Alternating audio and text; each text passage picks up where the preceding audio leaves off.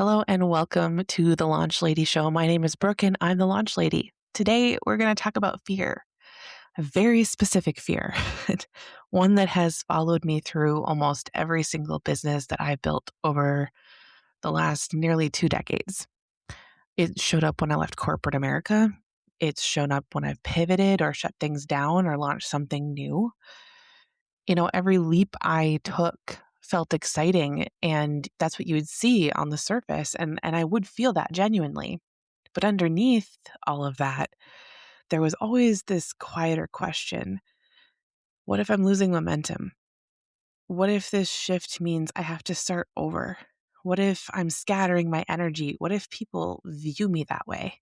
And for a long time, I interpreted that fear as an instability. But here's what I've learned over the last 20 years. That fear wasn't accurate. I hardly ever was actually losing momentum. What was happening was I was changing phases. And if you have ever misread a phase change in your business as a momentum loss, then you'll recognize these moves. It would either be cling to something that's already complete and we should be letting go, or panic move into something else that feels misaligned.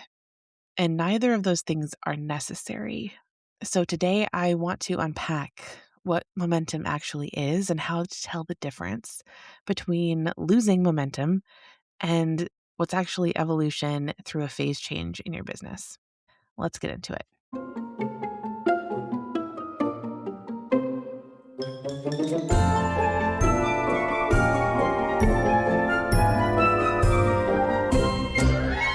Before we redefine momentum in our brains, we have to name why this fear feels so convincing in the first place.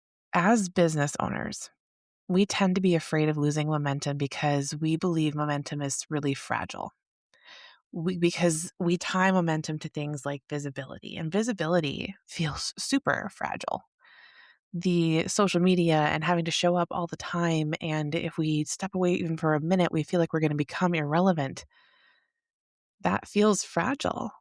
And for some reason, this is a whole other podcast episode someday, we tie revenue to our visibility, relevance to our visibility, and energy.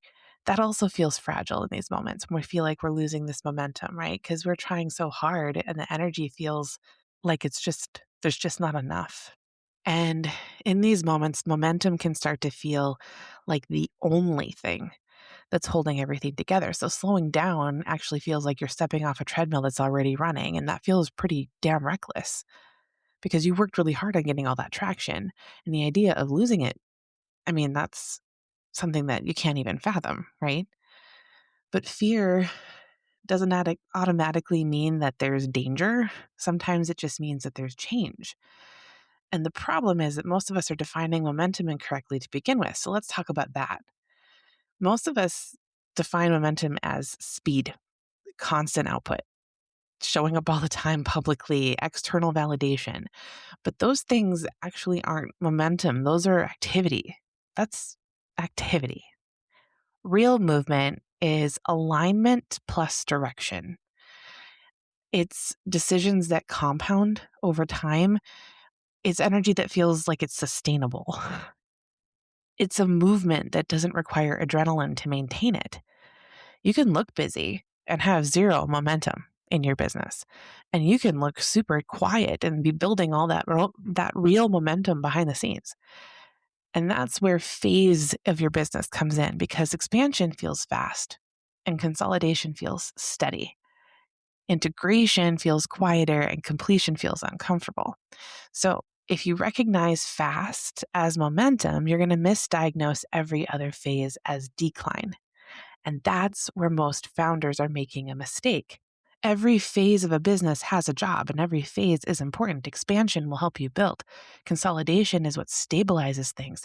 Integration is refining your business, and completion, if that ever comes, it's a release. And we can start over with our expansion phase. But when expansion slows and consolidation begins, sometimes it can feel like it's wrong. And when integration begins, it can feel like an identity drift, right? Or completion, that can feel like a failure. So instead of asking, what phase am I in? We start to ask ourselves, what's wrong with me? And then we try to fix the wrong thing. And that's why we need to distinguish between different types of momentum, because not all momentum is worth protecting. There are actually three kinds of momentum that I want to talk about today. And only one of them is the one we want to focus on. But we need to name the other two so we don't fall into those gaps. Forced momentum is fueled by adrenaline. It causes a feeling of urgency and it makes you feel the need to put constant output into your business. And forced momentum, that's going to collapse under exhaustion, and exhaustion is inevitable when we're forcing momentum. And then there's borrowed momentum. This is built on deadlines, on launches, on validation and outside pressure. And this one feels really good, actually. Most of the time, it feels productive. Feels like we are being held accountable to something and it's making other people happy. But it's dependent on something external. And again, exhaustion will collapse borrowed momentum over time.